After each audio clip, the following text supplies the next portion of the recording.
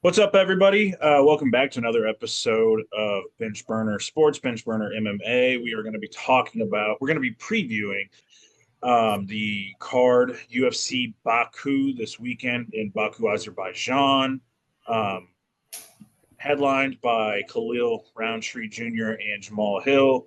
Honestly, I think it's a very, very, very solid fight card. Actually, really good. Hopefully, none of these fights fall through. Unfortunately, I won't be able to watch it until probably after the fact, but I'm excited to at least I'll watch it regardless, or highlights at least. But I'm excited to see what comes out of this card.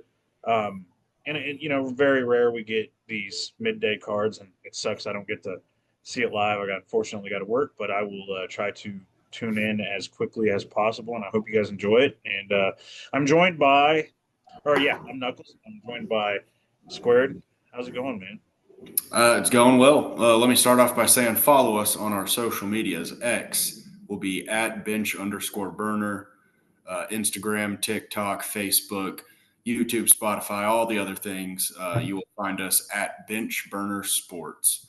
As far as the card goes, I'm excited for it, dude. I feel like I'm cursed. At my job, I occasionally have to Same. work Saturday, and Same. every damn Saturday I work, it's like an Abu Dhabi card, or it's now in this case Baku, where it's a midday card, and it's like, motherfucker, come on now. Do you remember? Hey, I missed that Piotr Jan and Davison Figueiredo card there, and That's what, right, you Singapore? did, Yeah, yeah, yeah. yeah, yeah. Why do we Um, work jobs that make us work on Saturday, bro? We need new jobs. I usually don't. I just somehow lines up. I remember I was like, when I realized that I had a Saturday coming up, I was like, ah, damn, well, Yeah, at least it's not a Abu Dhabi card. I know they don't have one of those anytime soon. I was like, what is it? And then I saw Baku, and I was like, I just know that's going to be a midday card. It's got to be. Sure yeah. enough, Every it's a, time, man. it's a curse. It's whatever. I've accepted it. Dude, I'm telling you, if the I think it's I don't know if it's Abu Dhabi or Saudi for the Robert Yeah, I Whitaker think one of fight. them was Saudi for me also. I think the Robert Whitaker fight coming up is I don't remember it's Saudi or Abu Dhabi. Either way, my job if they try to make me work that weekend, sorry guys, I ain't doing it. No, that's Robert Whitaker fight week. I can't do it, man. So anyway, sorry I interrupted you. Go ahead, man. Oh no, yeah, I'm excited for this card. I'll probably be able to catch a good bit of it. The way things lined up, the guy that I'm working with that day is a fellow UFC fan. We'll have that up on our phone. It's no problem. We'll make sure to miss the boring ones if anything. Right. But yeah, a lot of interesting names on this card. So I look forward to seeing what some of these guys are about. Couple debuts and whatnot. Should be very interesting. Speaking of boring fights, really, I mean, honestly, on this card, I'm gonna do something a little bit. Oh, also, everybody, if you guys didn't notice, Max isn't here. He wasn't able to make the podcast tonight. He will be back. No worries. He's just We got fired some him. prior. He's got some, we fired him. He's got some prior engagements he's got to deal with. But I'm gonna do something. I mean,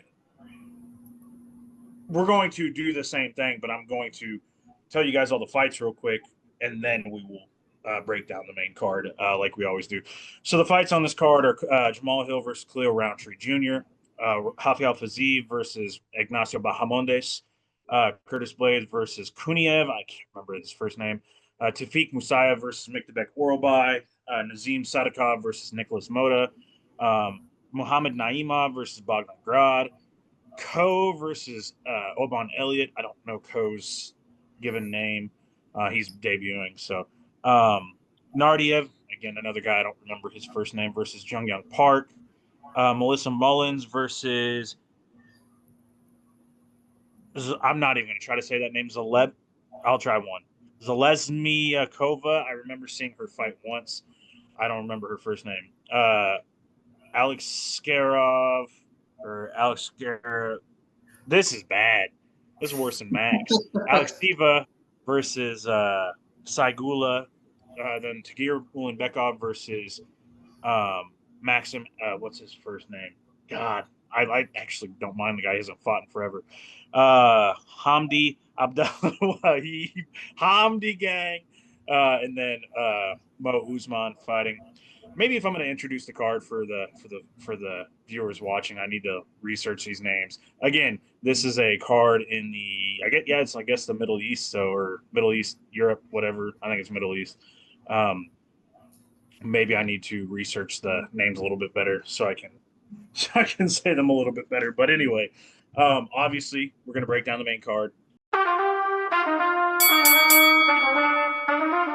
And starting with the main event is going to be Jamal Hill versus Khalil Rountree Jr. And yeah, me and Squared will have a little discussion on this. So I guess my going into this, man, I've got a ton of questions for both dudes. Um, Thought this fight was going to be not easy to pick, but I was like confident in Khalil.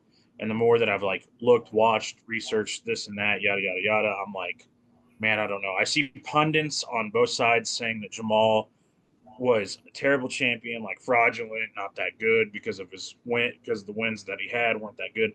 Thought he had a solid win streak. And then people are saying that Khalil Rountree Jr. just had a good night because Alex Pereira had an off night and in Salt Lake, and he still ended up losing that fight. And I agree on both sides, kind of to a point. I just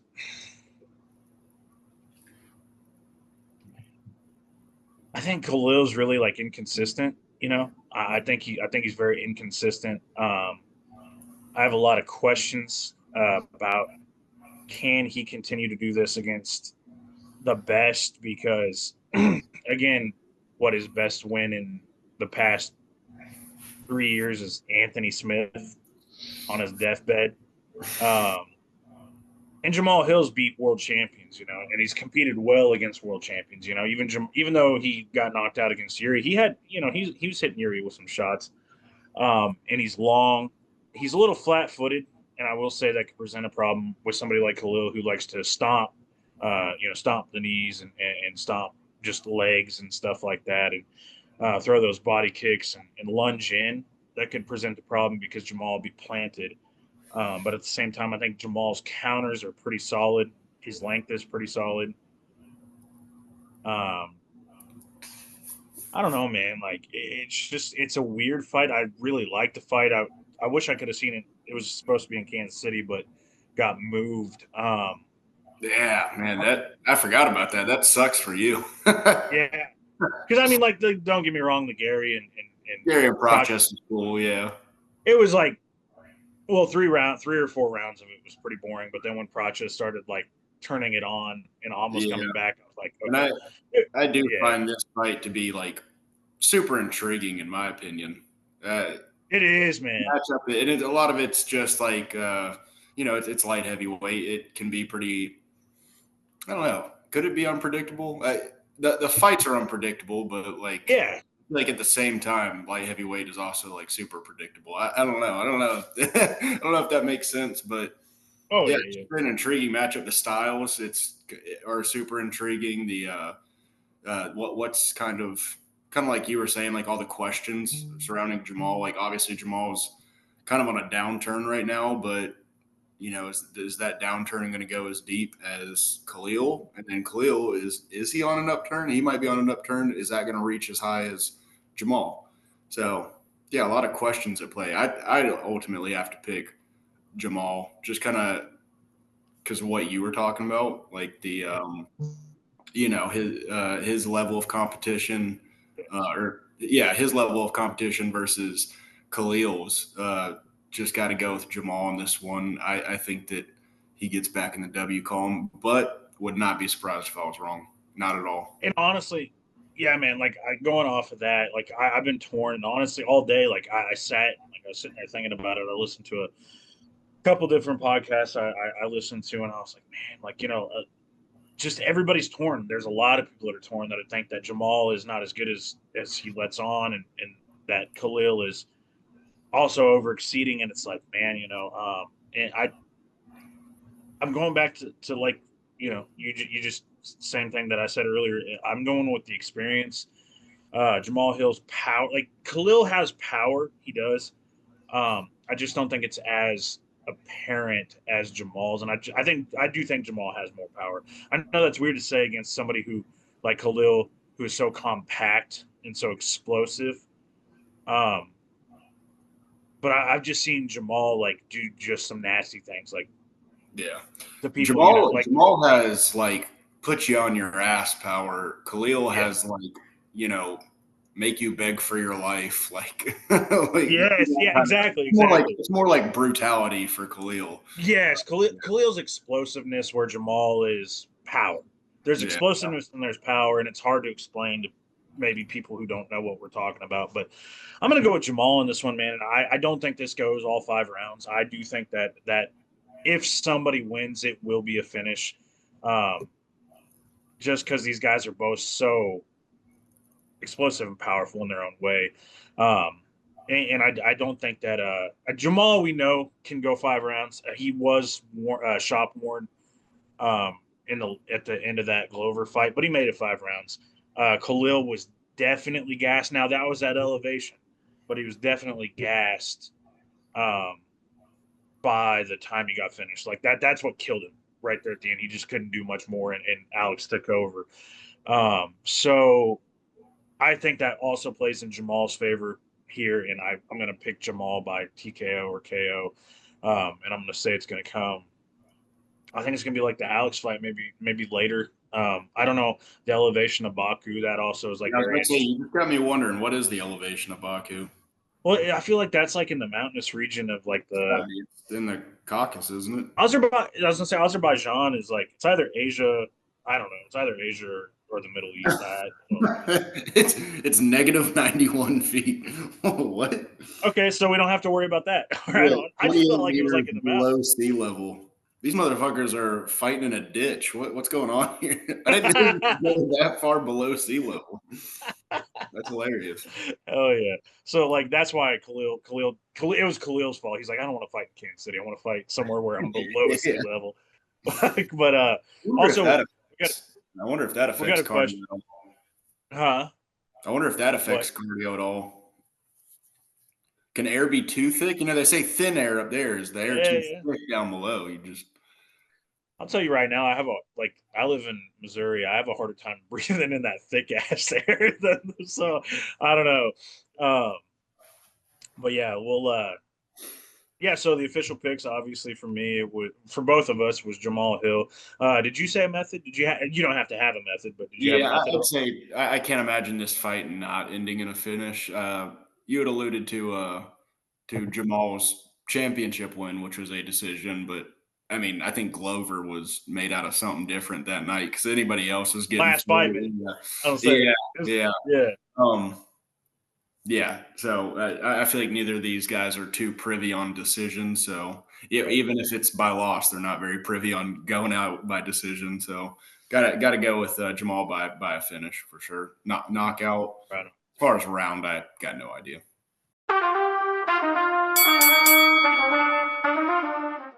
right.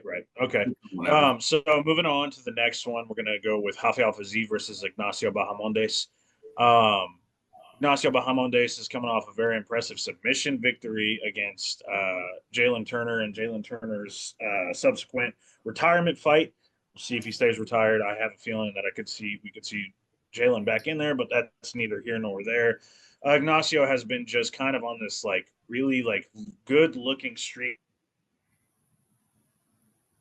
good recently. I go back to the Manuel Torres knockout, just using his length. Oh, I cut out. I Yeah, cut out. Are you we good? froze for a second, but you're all good now. Okay. All right. Sorry about that, folks. Ignacio Bahamondes, coming off the Manuel Torres and the Jalen Turner win. The Manuel Torres one was the one that everybody kind of like got to know who Ignacio was. Um, I feel like that introduced him to the crowd, kind of. Very impressive win because Manuel, I believe, was a favorite going into that fight. However, Rafael Fiziev's coming off of a loss to Justin Gaethje, and I think prior to that was a lost to Justin Gaethje too, or what? Yeah, I Who was think it? so. Yeah. No. The Gamrot injury.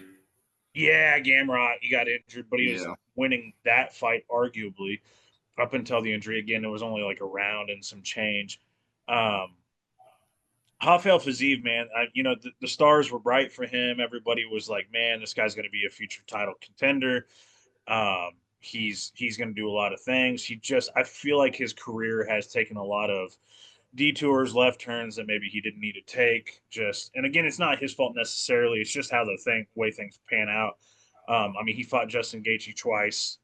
It's pretty, it's pretty damn hard to beat somebody like Justin Gaethje, especially with the style that Fiziev has, which is fighting and in tight, because Fiziev is I'm not going to say actually, I'm going to say, I think he's kind of a small lightweight a little bit, and fighting in tight with somebody like Gaethje, who privies himself on fighting in close uppercuts, shit like that. Um, it's just he looked good at times in both fights. Had very good looking moments against somebody who's one of the best lightweights in the world. Ignacio Bahamondes, on the other hand, has beat people who are good, but are they the best lightweights in the world? Not necessarily. Jalen Turner has looked amazing at times, but obviously has questions about him. Just he doesn't have that dog in him. The style is so interesting because you have such a large, long lightweight versus a shorter, stockier lightweight. Straight stand up, I'm picking Fiziev all day. I think even at like getting inside, he's so nasty. Um, Bahamondes is probably more unpredictable on the ground. Obviously, he got the Jalen Turner stuff. I'm not really worried about Fiziev on the ground. He's not a guy that like gets himself that often, that often. Although Justin Gaethje, got him to the ground twice now, right? I think he's got him to the ground like twice now. But didn't he get top position? I think he got top position in the second fight a little bit. Fiziev might have. I got to rewatch that before this weekend. But yeah, and feel free to. I'm going on my tirade. No, Feel no, free you're to interrupt good. at any You're time. good. Where, Yeah, no, sorry. yeah, First of all, you're good. the last go around with Jamal and Hill, or Jamal and Hill, sorry, Jamal and Rountree, I had to like remind myself. I was like, oh yeah, we're doing that new format. I was like, Yeah, you're good. what You're am I good. You're waiting good. for? But Yeah, you can interject at any time because I get on my soapbox and I'm well, just yeah, like, but also you're so cooking. great. I'm in pretty much agreement with you. So it was like, no, I didn't feel the need to jump in at really any point. Yeah, I mean, Sure. I just think that Fiziev has gone against like much better competition. He's when was that Gaethje fight?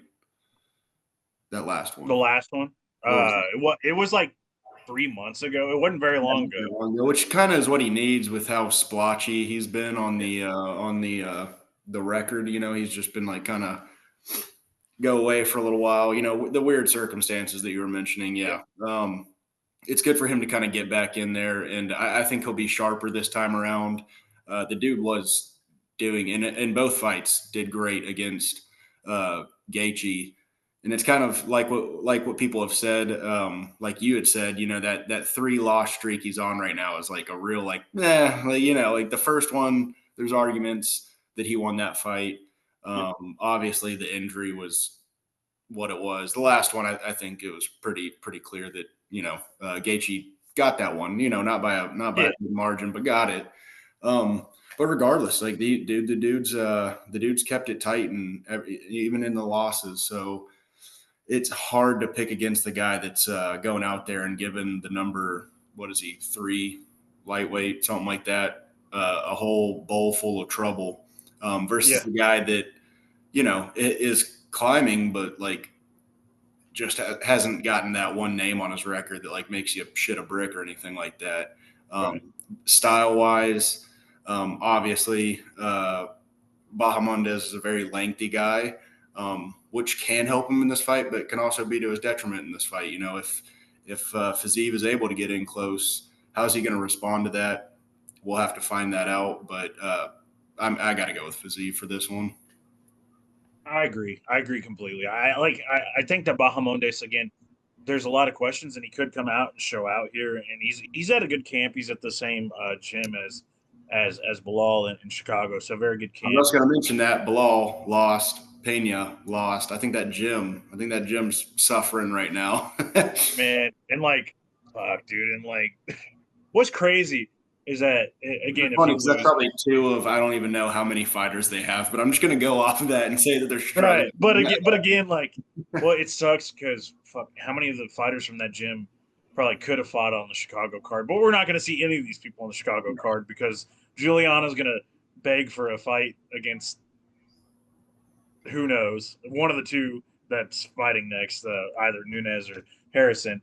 Bilal can't. Like, God, I pray he doesn't try to fight in Chicago. There's no reason he needs to. Still probably got his stitches in right now. Yeah, his lips probably still hanging off. And then Bahamondes, I'm telling you, after this fight, unless it goes quickly, um, he's probably going to be banged up after this fight too, and it's going to be pretty hard to turn around by August 19th. So kind of sucks because they deserve to be on the Chicago card. But we are in Fiziev, actually Fiziev's home country, I believe, right? He's an Azerbaijani, if I'm not mistaken. Which country absolutely hate Kyrgyzstan? Kyrgyzstan hates him for some reason. I don't know what that's all about. Wasn't he originally like Kyrgyzstan? Like that's his like original nationality. Yeah, I mean, I know like something happened. I don't want to say too much because I don't actually know, but I think something happened with like the Sunnis and something else. Yeah, hey, it's I just Middle know East. anytime someone fights him, his opponent's comment section is just drenched in Kyrgyzstan flags. People being like, "Do it for Kyrgyzstan." It's like, damn, like, hey, I hate that guy. Well, yeah, but anyway, that's probably gonna see that. I gotta check out. I'm probably my God, he was okay. Makes no sense. He was born in Kazakhstan. I knew that. He repped Kyrgyzstan for sure at one point. Yes. Now he reps Azerbaijan, but he also fights out of Thailand. This guy needs to make up his mind. Is what needs to happen. Yeah, he's been in Tiger Muay Thai for a minute too. Yeah. That's crazy. That he's a man of the people. He's a man of many people, except for obviously Kyrgyzstan does not. But anyway, I thought he was born in Kazakhstan. I thought he was. But anyway, yeah, I'm picking Fiziev too. I wouldn't be surprised if this one goes the distance, just because both guys are fairly tough. But I could see either one of them catching. I don't really have an official like prediction on what it goes to, but I do believe that Fiziev will come out the victor. And you said the same thing. So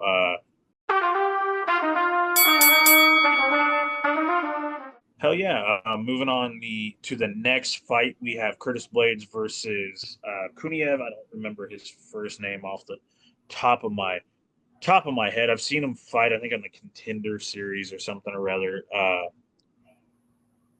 think squared, same with me. I don't have a lot to say on this because I haven't seen a big sample size of Kuniev. Was Kuniev the guy that got cut for like doping or something and they got brought back? Is that him? Was that guy?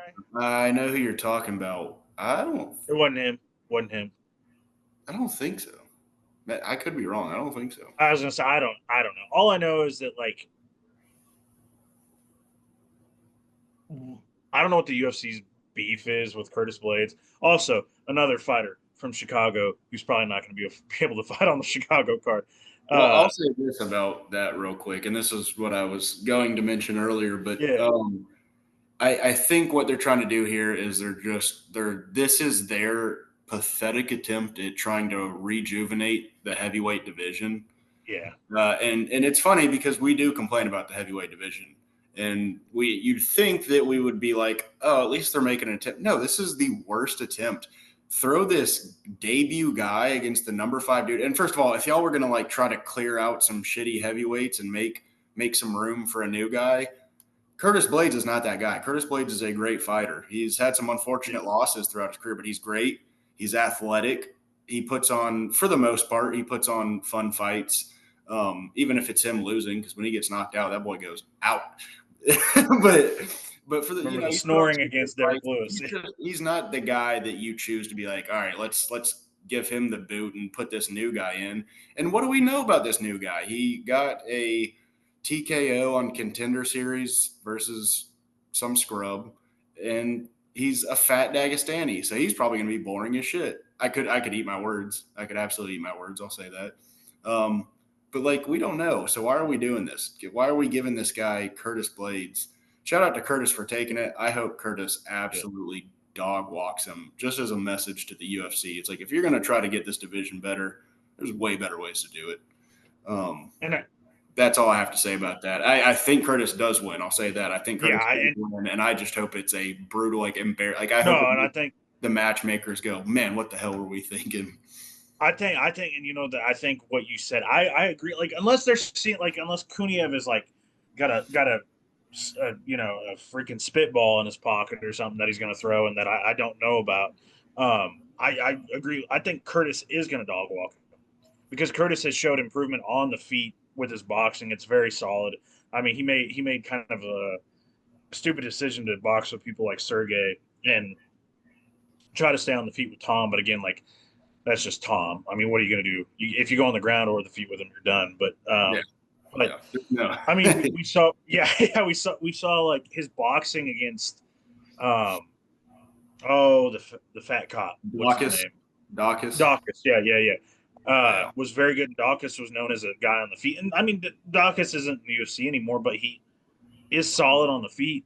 And we saw Blaydes just kind of tune him up. And you know, and we've seen Blaydes even on the ground. Like I'm confident in Blaydes in every scenario in this fight. I gotta see the odds because I'm sure the odds makers and the people who are betting are probably hammering Kuniev because they think that Blaydes is washed or he's not that good.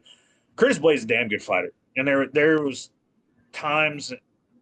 has been times I thought he might have been like world champion level. But again, he just ran into Ngannou.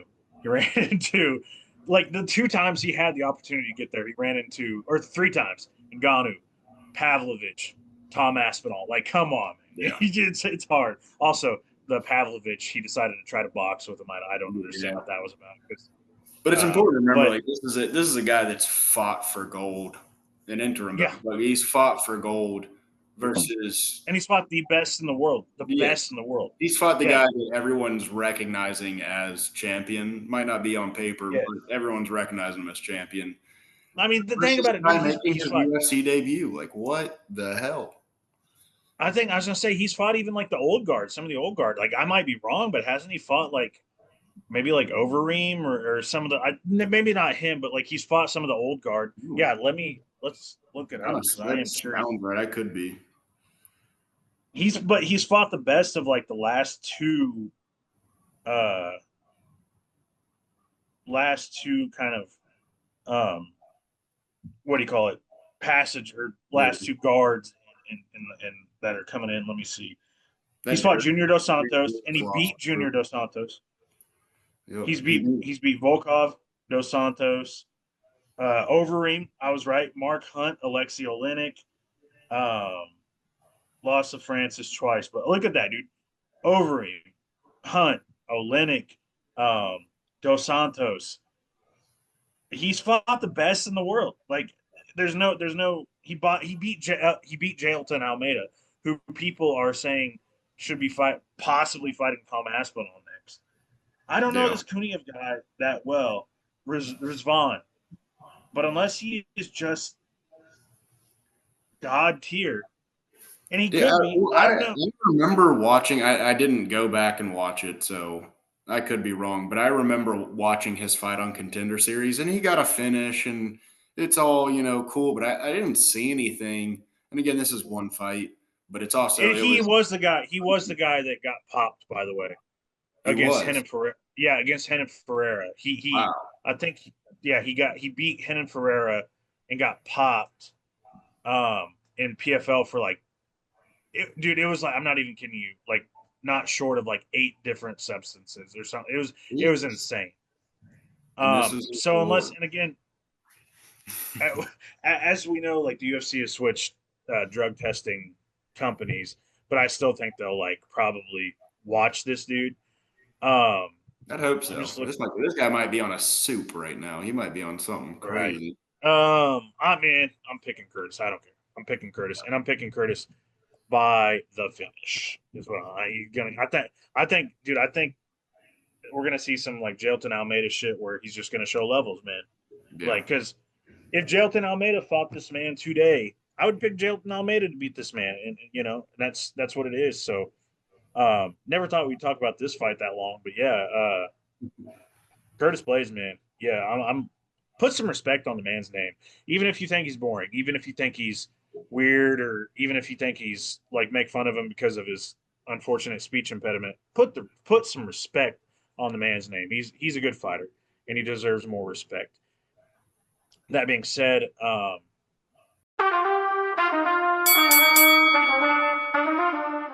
the next fight coming up is Tafik Musayev versus Miktabek Oralbai.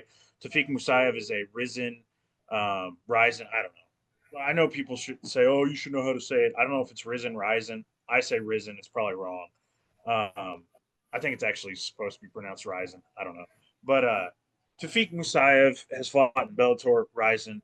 He's a very good fighter. Hasn't fought a lot recently, and he's fighting against Miktabek Oralbai, and Miktabek is just a dog. He is a dog. A definition of that, almost beat Maciej Szczerbecki in one of the best fights of 2024. I think that was in our top three. I believe might have been up there in the top three for a lot of us of last year. Um, and I think in this one, I think it's going to be a dogfight again. Like Miktabek's not the greatest stand-up guy in the world. He's not the greatest ground guy in the world. He's just very good at both.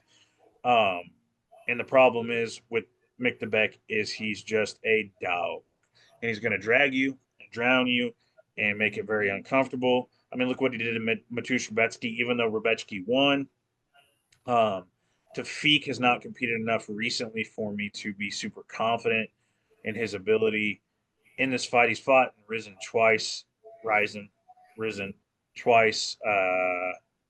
and then he fought Sidney Outlaw. Before that, he's had some canceled fights.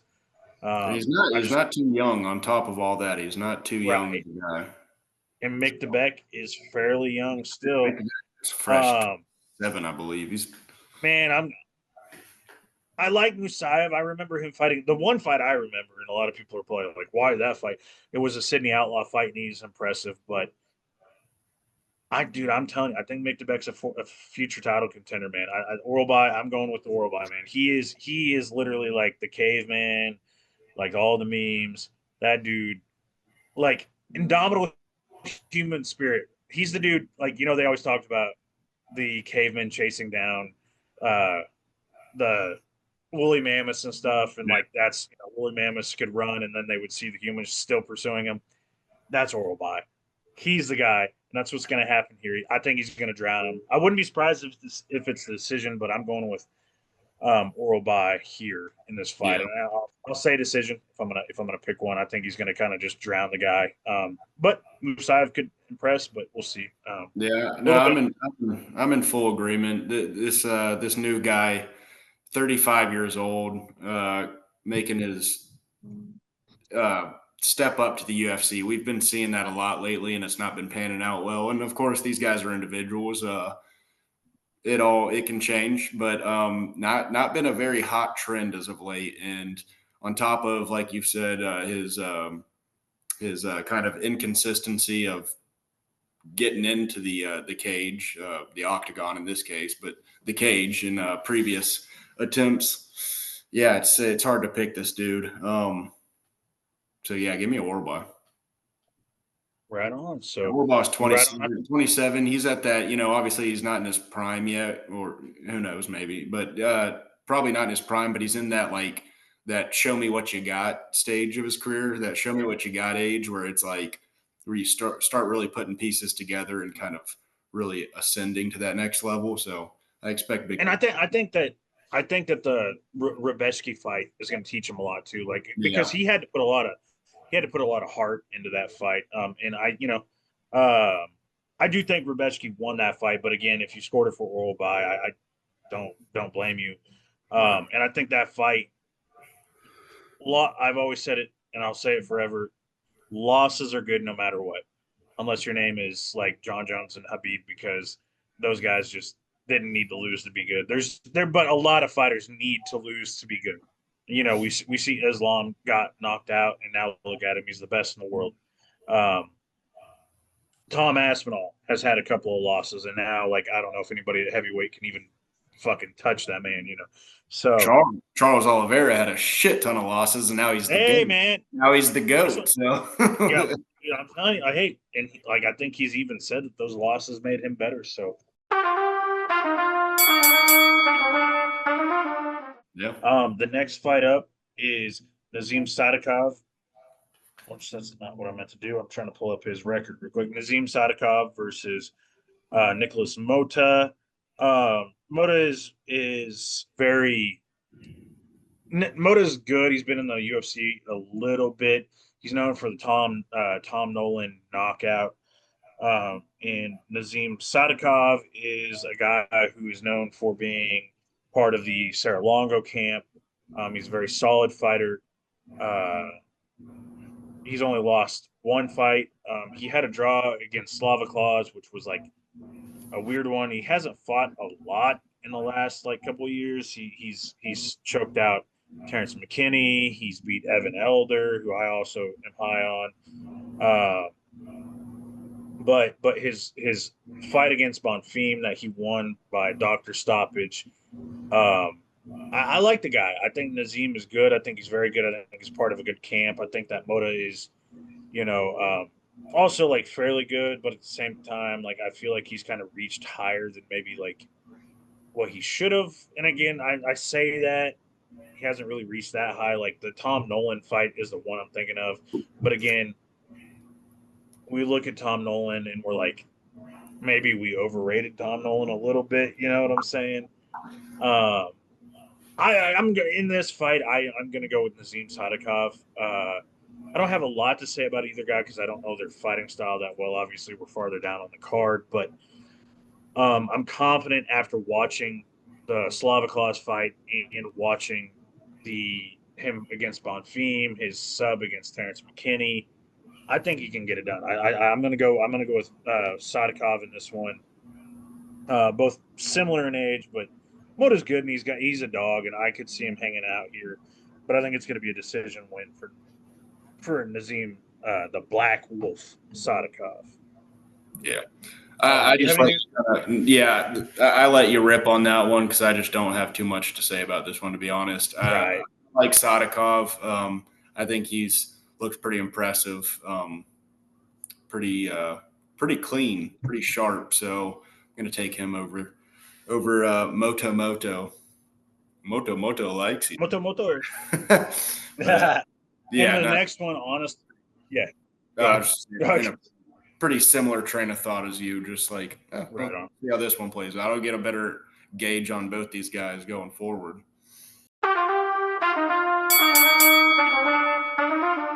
Right. So the last fight that we're going to talk about on the main card here, kind of probably be similar for both of us again. Like, don't know a lot about the guys. I don't know about Squared as much as me. I know my Naimov beat Nathaniel Wood, and I was very very impressed with him in that fight. Bogdan Grad beat alumni of the show Lucas Alexander in his last outing. Um, just from what I've seen from both fighters, and I need to watch a little bit more of both fighters, I'm going to go with Naimov in this one. I can't say a lot about either one because I don't know a ton about either. I just know from what I saw from both. Bogdan Grad is a dog, but I got Muhammad Naimov in this one because beating Nathaniel Wood is no joke, and I just got faith in him, man. I don't really have too much else to say on this fight. I knew more about the last fight than this one. I don't know if you have anything too much to say about it, but not a whole lot. I will say this: I'd imagine that Bogdan's going to be a dog, and I'm going to go with him. I liked what I saw in the Lucas Alexander fight, and it's more of just like a gut instinct saying like, and I know what's his name, Naimov is on a bit of a hot streak right now, if I'm not mistaken. I don't know how many fights, but that dude's rolling. But I just kind of have this. This is almost my way of saying like Naimov should win, but I've just got this weird thing in my stomach saying this bald Bogdan fella is gonna cause a ruckus. I think anybody with the name Bogdan also.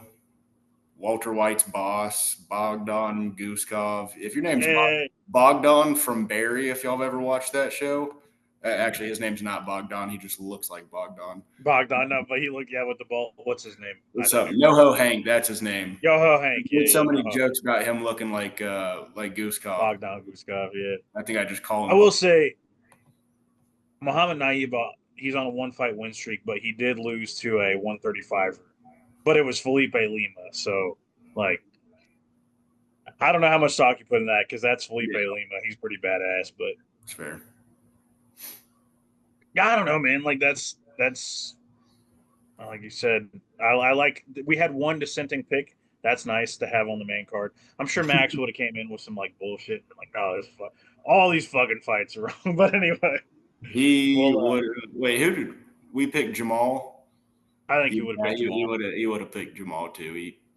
I was about to say. I think he would have sip that haterade on our boy Khalil. Unfortunately, right. And I think he would have picked Fiziev.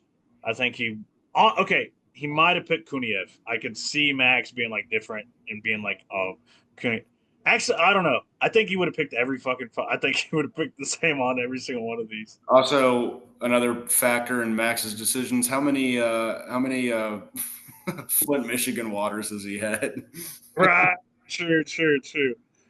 Well, everybody, that is pretty much it for the UFC Baku card, main card. Obviously, we don't break down the prelims anymore because that's just a little bit too much work. Not really work. We like working, but it's just a lot of nonsense nobody wants to hear about. Let's just put it that way. But some notable names on the prelims, and hopefully everybody enjoys those. And I hope you guys enjoy the card. And I'll close out my part by saying that I hope you guys keep tuning in. We appreciate you guys so much tuning in, as always, like Max says, as always.